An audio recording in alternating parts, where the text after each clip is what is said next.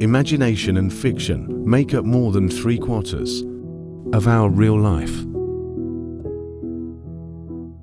A hurtful act is the transference to others of the degradation which we bear in ourselves.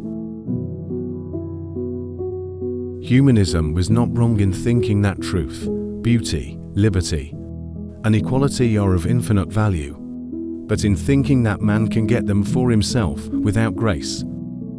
Imagination is always the fabric of social life, and the dynamic of history, the influence of real needs and compulsions, of real interests and materials, is indirect because the crowd is never conscious of it. The only way into truth is through one's own annihilation, through dwelling a long time in a state of extreme and total humiliation.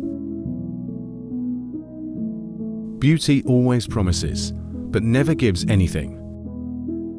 The intelligent man who is proud of his intelligence is like the condemned man who is proud of his large cell. Attachment is the great fabricator of illusions. Reality can be attained only by someone who is detached. The future is made of the same stuff as the present. Real genius is nothing else but the supernatural virtue of humility in the domain of thought.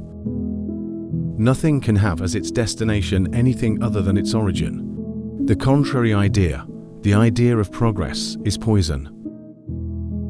A self-respecting nation is ready for anything, including war, except for a renunciation of its option to make war.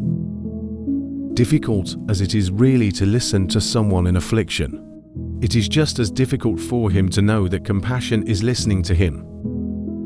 In struggling against anguish, one never produces serenity.